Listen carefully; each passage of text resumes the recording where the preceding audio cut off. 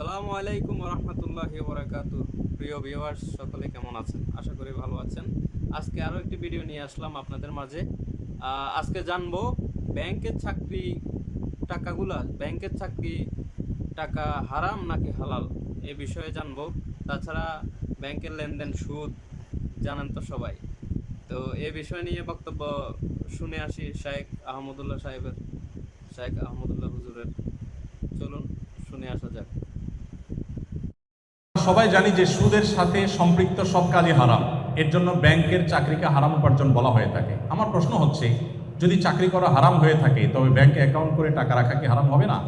এছাড়া নগদ বিকাশের মতো মোবাইল ব্যাংকিং অ্যাকাউন্ট খোলাও কি হারামের মধ্যে রয়েছে?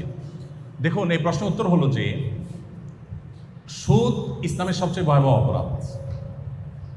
হারাম উপার্জনের তালিকায় সবচেয়ে শীর্ষে হলো সুদ। অন্য কোনো হারামের ক্ষেত্রে আল্লাহ তাআলা এত কঠোরভাবে বলেন নাই, সুদের ব্যাপারে যত কঠোরভাবে বলেছেন। আল্লাহ এবং তার রাসূলের বিরুদ্ধে যুদ্ধ ঘোষণার শামিল বলেছেন। একটা জিনিস আপনারা লক্ষ্য রাখবেন, কোরআন এবং হাদিস যেটাকে সবচেয়ে কঠোরভাবে নিষেধ করেছে, পৃথিবীতে ওই জিনিসটাকে সবচেয়ে শক্তভাবে এস্টাবলিশ করা হয়েছে।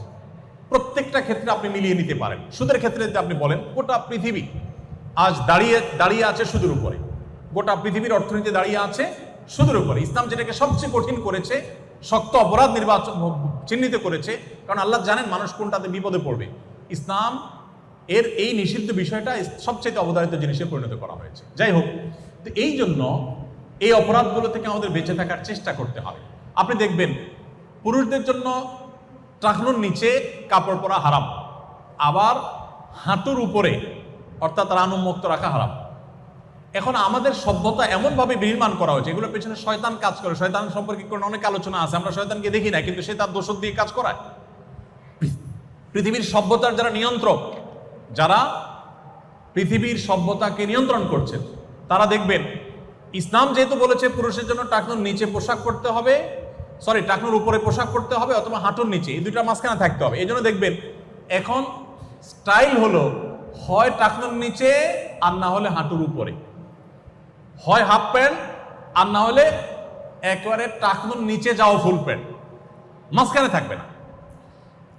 ইসলাম বলেছে নারীরা পুরুষদের বেশভূষা ধারণ করবে না। আল্লাহ তাআলা সৃষ্টিগতভাবে স্ট্রাকচারালি বডিতে পুরুষ এবং নারীর মধ্যে বৈচিত্র্য রেখেছেন না রাখেন নাই? মর্যাদাগত কোনো ব্যবধান আল্লাহ রাখেন নাই। যে ভালো কাজ করবে, নারী হোক পুরুষ হোক, আল্লাহ কোরআনে একাধিক জায়গা বলেছেন তার মর্যাদা আল্লাহ দিবেন। বাট সৃষ্টিগতভাবে আল্লাহ তাআলা বৈচিত্র্য রেখেছেন কি রাখেন নাই? রেখেছেন। এই জন্য নবী সাল্লাল্লাহু আলাইহি সাল্লাম সেই বৈশিষ্ট্য এবং বৈচিত্র্যটাকে ধরে রাখতে বলেছেন। এখন দেখবেন যে ইসলামে পুরুষদের জন্য নারীদের জন্য পুরুষদের বেশভূষা ধারণ করা নিষেধ। এখন আমাদের সভ্যতা এমনভাবে নির্মাণ হয়েছে যে উল্টা হয়ে গেছে।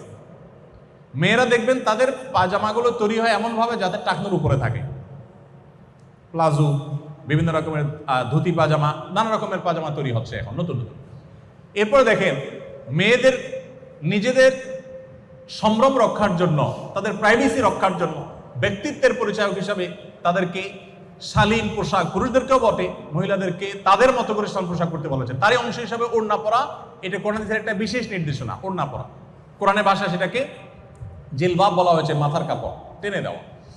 এই যে ওড়না পুরুষদের, মেয়েদের এখন 3 পিস দেখবেন যে ওড়না ছাড়া হয়, এখন 2 পিস হয়, 3 পিস খুব কম হয়। এখন ছেলেদের পাঞ্জাবি কিনতে গেলে দেখবেন সাথে একটা ওড়না দেয়। খেয়াল করছেন আপনারা? তাহলে ওড়না ছিল কোথায়, আসলো কোথায়? আপনারা মনে করছেন কাকতালীয়? না, এগুলো বাই ডিজাইন, বাই প্ল্যান এগুলো করা হচ্ছে, বাট আমরা জানি না। তো এই জন্য আমি বলতে চাই যে ইসলাম যেগুলোকে, আমি এরকম আপনাকে অন্তত বহু এক্সাম্পল দিতে পারবো। আরেকটা দিয়ে আমি শেষ করি। কুকুরের ব্যাপারে নবী করিম সাল্লাল্লাহু আলাইহি সাল্লাম বলেছেন যে কুকুর মানুষের উপকারে আসতে পারে, শিকার করতে পারে, পাহারাদারি করতে পারে, সে কাজে মানুষ ইউজ করতে পারে, কোনো অসুবিধা নেই। বাট মানুষের ঘরের ভিতরে কুকুর রাখবে না। কুকুরের জন্য আলাদা ঘর হতে পারে, পরিচর্যা হতে পারে, মানুষের ঘরে ঢুকাবে না। কেন? এখানে স্পিরিচুয়াল দিক আছে। সবকিছুর বাহ্যিক দেখে আমরা বিবেচনা, বাহির দেখে আমরা বিবেচনা করবো না, ভেতর অন্তর্নিহিত দিক আছে, আমরা জানি না। উনি ওহীর মাধ্যমে আল্লাহর কাছ থেকে জানতেন। তো কুকুর যদি মানুষের ভেতরে থাকে, কুকুরের উপরে নানাভাবে শয়তান কুকুরের উপরে ভর করে। মানুষের ঘর বাড়িতে যখন থাকে তখন সেটা মানুষ প্রভাবিত হয়, মানুষ টেরও পায় না কিভাবে প্রভাবিত হয়। নবী সাল্লাল্লাহু আলাইহি ওয়াসাল্লাম নিষেধ করেছেন, যে ঘরে কুকুর থাকে সেখানে রহমতুল ফেরেশতা আসে না। এর মানে এই না যে কুকুরের কোনো দোষ আছে, এটা একটা বাস্তবতা। কুকুরকে তার মতো করে ঘর বানান না, আপনার চেয়ে আরো সুন্দর ঘর বানাবেন, ইসলামে নিষেধ নেই। কোথাও নিষেধ নেই যে আপনার বেডরুমের চেয়ে কুকুরের জন্য আরো দামি বেডরুম করেন, নিষেধ এরকম কোথাও লেখা নেই, কোরআন হাদিসে। আপনি করে দেন, বাট আপনার বেডরুমে রাখবেন না, এটা হলো নির্দেশ। এর বিপরীতে সাহাবীরা অনেকে বিড়াল পালতেন, আপনারা জানেন। আবু হুরায়রা তার নামই হয়ে গেছে বিড়ালের বাপ, এত বেশি বিড়াল পালতেন, বিড়াল ভালোবাসতেন। এখনকার যে সভ্যতা বিনির্মাণ করা হয়েছে, যে সভ্যতা গোটা পৃথিবীতে এস্টাবলিশড করা হয়েছে, আপনারা দেখেন ঘরে ঘরে বেডরুমগুলোতে একমাত্র পশু হিসাবে স্থান পায় হলো কুকুর। আপনি কি একটু মেলাতে পারছেন? কোরআন হাদিস যেটাকে সবচেয়ে কঠোরভাবে নিষেধ করেছে, ওইটাকে সবচেয়ে কঠোরভাবে বাস্তবায়ন করা হয়েছে। আমি আপনাকে অন্তত 100 এক্সাম্পল দিতে পারবো এরকম, যে এগুলো কিন্তু কাকতালীয় না ভাই, এগুলো একটাও কাকতালীয় না, এগুলো সব বাই প্ল্যান, শয়তানের পেছন থেকে কাজ করছে। আমি সেদিকে আর আলোচনা বাড়াতে যাচ্ছি না, শুধু এটুকু বলবো, সুদ থেকে আমাদের বাঁচার চেষ্টা করতে হবে। পৃথিবী সুদের উপরে দাঁড়িয়ে আছে, আমি কি করব এটা আমি বলবো না, আমার সাধ্য অনুযায়ী আমি চেষ্টা করব। এখন বিভিন্ন ব্যাংকগুলো ইসলামী ব্যাংকিং এর উইং খুলছে, এছাড়া অনেকগুলো ইসলামী ব্যাংক আছে, আমরা সেগুলোতে অ্যাকাউন্ট খুলে আমাদের টাকা পয়সা রাখবো। আপনি বলবেন যে সেগুলো কি শতভাগ ইসলামী? ডেফিনেটলি শতভাগ ইসলামী না, কিন্তু তারা সুদকে হারাম মনে করে বাঁচার চেষ্টাটা করে, অ্যাটলিস্ট এতটুকু তো আছে। আর বাকিরা তো ঘোষণা দিয়ে সুদকে সমাজে এস্টাবলিশ করছে এবং বৈধ মনে করছে। অতএব আপনি আপনার টাকা ইসলামী কোনো ব্যাংকিং এর অধীনে আপনি রাখবেন, সেটা আপনার জায়েজ হবে ইনশাআল্লাহ বিদিনিল্লাহ। আর এর বাইরে এমনকি ইসলামী ব্যাংকিং।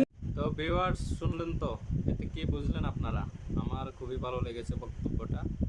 আর আশা করি সকলে সুদ ঘুষ থেকে বিরত থাকবেন, যতটুকু চেষ্টা করবেন আর কি। আসলে এখন তো যায় না, সুদ ছাড়া তো কেউ থাকতে পারে না। কিস্তি, সুদ এগুলো তো অ্যাভেলেবেল বর্তমানে। তো এগুলো থেকে যতটুকু পারবেন অবশ্যই সরে থাকবেন, এই কামনা। আজকে এই পর্যন্ত, পরে কোনো নতুন ভিডিও নিয়ে আবার আসবো। ভালো থাকবেন, আল্লাহ হাফেজ।